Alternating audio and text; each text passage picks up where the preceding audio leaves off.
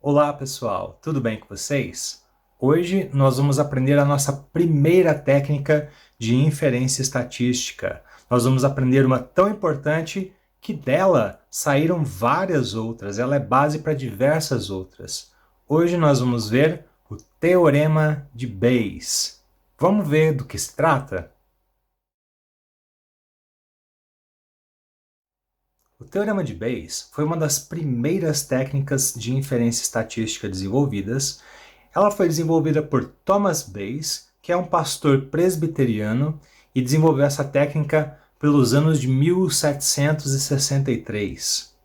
É uma das técnicas mais bem-sucedidas para se fazer inferência estatística, porque ela relaciona probabilidades condicionais, que são quando o acontecimento de um determinado evento está condicionado, relacionado com outro evento. Tudo bem? Então, vamos ver como é que Thomas Bayes formulou o seu famoso Teorema de Bayes. Muito bem, então nós temos dois tipos de probabilidades que nós vamos lidar aqui. A probabilidade a priori e a probabilidade a posteriori. Tudo bem? Bom, como os próprios nomes sugerem, tá? A probabilidade a priori é uma probabilidade que nós já conhecemos de antemão. Muito mesmo antes de começar qualquer tipo de inferência, nós já temos essa informação, essa probabilidade disponível para a gente. Já as probabilidades a posteriori, como o nome diz, elas são calculadas mediante algum acontecimento prévio. Então, elas são a posteriori, ou seja, depois de alguma coisa ter acontecido. Uma vez que algo aconteceu, nós queremos calcular a probabilidade de alguma outra coisa relacionada ter acontecido também. E esse vai ser, então, o nosso jargão da área. Nós vamos escrever, então, as probabilidades a priori desta maneira e as probabilidades a posteriori condicionadas desta maneira. E como você sabe, toda equação matemática, no fundo, é uma frase a ser lida, tudo bem? Então, se a gente pegar a probabilidade a posteriori, vamos colocá-la aqui no centro, e a gente for ler esta sentença matemática, o que ela diz é: qual é a probabilidade de ter acontecido o evento A, dado que, ou seja, sabendo de antemão que o evento B já aconteceu. Então, o evento B com certeza já aconteceu, nós já sabemos disso, e o que acontece é que dentro do evento B existe uma possibilidade de ter acontecido o evento A também, tá? Então, nós somos curiosos e queremos saber, então, qual é esta probabilidade, ou seja, qual a probabilidade de que, dado que aconteceu B, também tenha acontecido A. É simplesmente isso que quer dizer esta probabilidade condicional. Tudo bem? E muito bem. Então, esta daqui é a famosíssima fórmula de Bayes, que é o que então define o teorema de Bayes. Então, como você pode ver, ele tem probabilidades a priori, não é, de dois eventos, o evento A e o evento B, tudo bem? E ela relaciona, então, as probabilidades a posteriori, não é, de B dado A e A dado B, tudo bem? O que acontece é que muitas das vezes nós estamos interessados em uma determinada probabilidade condicional. Por exemplo, probabilidade de A dado B. Tudo bem? Só que essa probabilidade geralmente é difícil de ser obtida. Por algum motivo, depende da nossa aplicação, tudo bem? Mas suponha que ela é difícil de ser obtida. Porém, por algum motivo, por causa do nosso experimento, a probabilidade inversa, condicional inversa, ou seja, B dado A, essa é mais fácil de ser obtida. Ela pode ser, por exemplo, uma leitura de sensor, tá? Algum tipo de evento que é detectável. Tá? Então, o que acontece é que essa probabilidade inversa, condicional inversa, é mais fácil de ser obtida.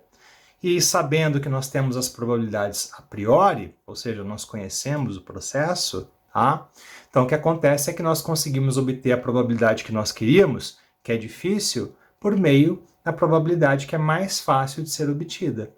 E essa foi uma grande sacada do Thomas Bayes, tudo bem?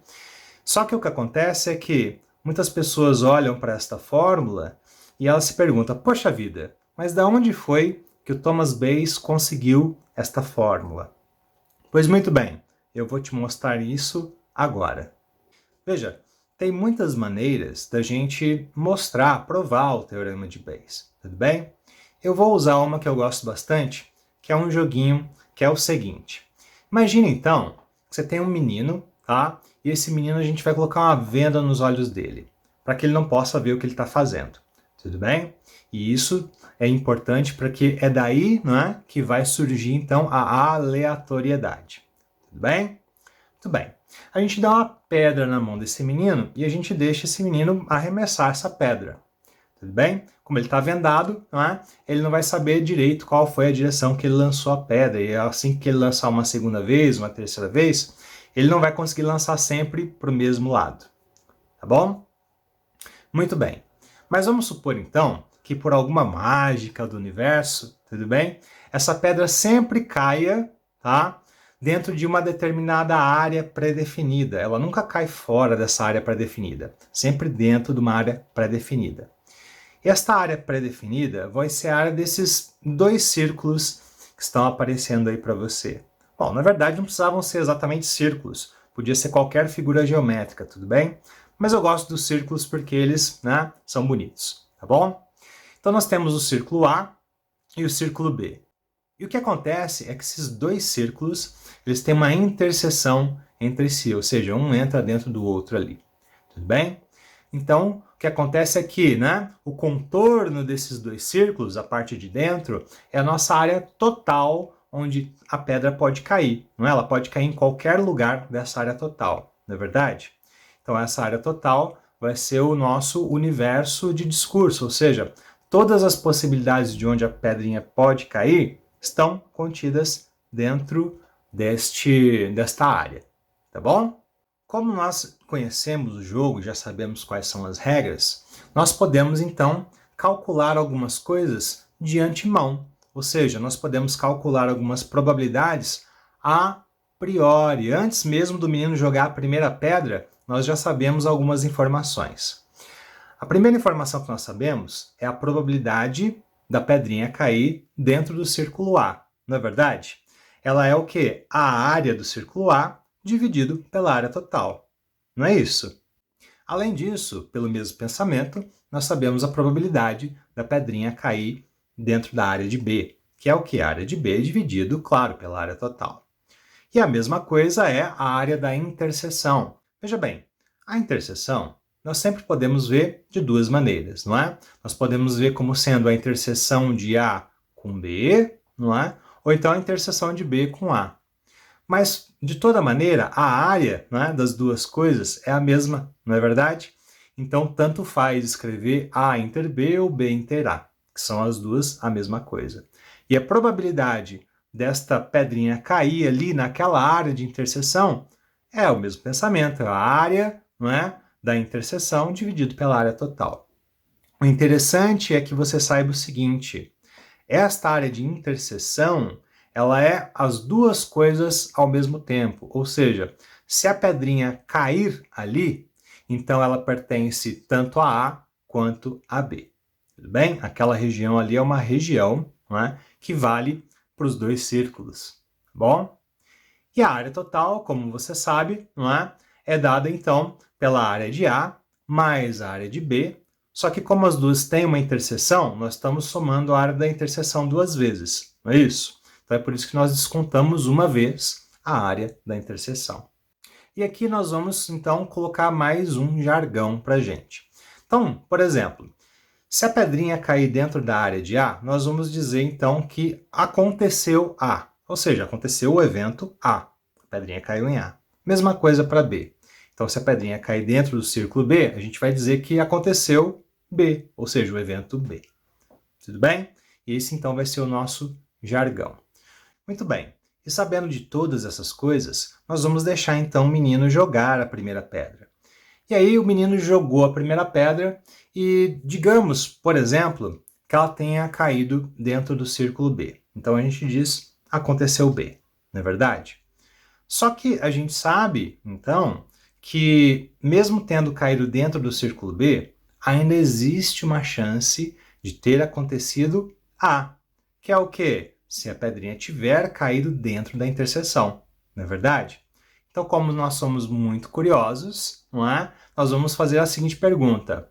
Então, qual a probabilidade de ter acontecido A, dado que aconteceu B? Com certeza aconteceu B, tudo bem? Porque a gente, não é, foi informado para a gente que a pedrinha caiu dentro de B. Joia? Muito bem. Se a pedrinha caiu dentro do círculo B e nós já sabemos disso, então com certeza ela não caiu dentro de A, não é verdade? Então, para responder esta pergunta condicional, nós vamos excluir a área de A, que é justamente o que? A área onde nós sabemos que a pedrinha não está, não é verdade? Então, para responder esta pergunta condicional, nós vamos procurar somente dentro do círculo B. Tudo bem? Somente o círculo B é uma área de busca válida a partir de agora, porque nós sabemos que a pedrinha caiu dentro de B. Muito bem.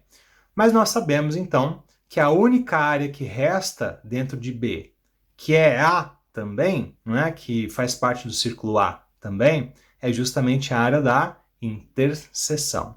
Não é isso? Então, a resposta da nossa pergunta só pode ser uma, ou seja, é a proporção que ocupa a área da interseção dentro da área de B.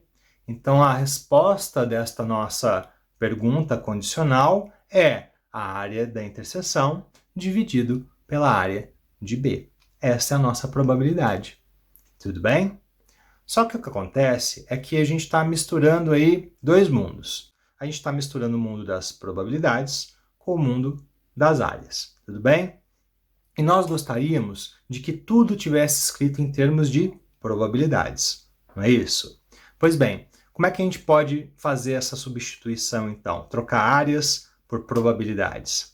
É simples, basta a gente lembrar, então, das probabilidades a priori que nós já tínhamos. Então, se nós pudermos simplesmente fazer essa substituição, nós vamos ficar, então, com a nossa resposta como sendo toda dada em termos de probabilidades. É a probabilidade da interseção dividida pela probabilidade de ter acontecido B. E, finalmente, nós temos aí a nossa resposta. Porém, se você reparar bem, essa resposta aqui não está ainda igual do jeitinho que nós vimos no começo, não é verdade? Pois bem, então como é que nós fazemos para chegar na formulinha que nós vimos no começo? Bom, é simples. Vamos deixar o menino jogar uma outra pedra. Muito bem, aí o menino jogou uma outra pedra então, e vamos dizer que dessa vez aconteceu o oposto, né? Aconteceu então A desta vez. A pedrinha caiu dentro do círculo A, isso foi informado para a gente. Tudo bem? Muito bem. Então, sabendo que aconteceu A, então nós vamos descontar a área de B da nossa área de busca a partir de agora. Nós vamos buscar por essa pedrinha, tá certo? Bom, então só sobrou o círculo A para a área de busca. Mas nós sabemos que ainda dentro do círculo A existe um lugar que é B também, que é a área da interseção. Não é verdade? Pois muito bem. Então é exatamente o mesmo pensamento. E aí nós temos então, finalmente, a nossa segunda relação. Tudo bem? Então agora, ó, nós temos esta relação aqui, que é a resposta, e esta relação aqui, que também é a resposta. Você reparou que essas duas relações possuem um termo em comum, que é justamente o termo da interseção? Pois muito bem. Então vamos reescrever estas fórmulas em termos do termo comum, tudo bem? Então, se eu tenho que o termo comum é igual a uma determinada quantidade e o mesmo termo comum é igual àquela outra quantidade, só tem uma resposta. Essas duas quantidades são a mesma, são iguais, não é isso? Finalmente, nós temos então a fórmula de Bayes exatamente do jeitinho que nós vimos no começo. E esse daí é o teorema de Bayes. Tudo bem? E uma vez tendo, então, justamente o teorema de Bayes, nós podemos calcular todo tipo de probabilidades condicionais. Por exemplo, eu deixo aqui para você na tela um exemplo numérico mesmo, não é? De como usar o teorema de Bayes para calcular certas probabilidades, tá? As probabilidades condicionais. E você pode ver aí, então, que a área dos círculos não precisa ser a mesma, aliás, não precisam nem ser círculos, tudo bem? O que interessa para a gente aí é que nós tenhamos dois eventos, nós conheçamos, então, as suas determinadas probabilidades a priori, e aí, com isso, nós possamos, então, calcular todo tipo de probabilidade a posteriori. E aí nós vamos começar, então, a fazer o quê? Inferência estatística. Nós vamos começar a falar coisas, fazer inferência, utilizando meios estatísticos para concluir, então, sobre o nosso processo. E o Teorema de Bayes é uma ferramenta poderosíssima que nós utilizamos o tempo todo em todo tipo de evento, de sistema que você imaginar. E a extensão, a aplicação do Teorema de Bayes de maneira recursiva, por exemplo, em robótica, mas podia ser qualquer outro tipo de sistema, é o que nós chamamos de filtro de Bayes. Aliás, o filtro de Bayes é a próxima coisa que nós vamos ver. Tudo bem? Bom, então por agora é só e até a próxima. Valeu. Tchau, tchau.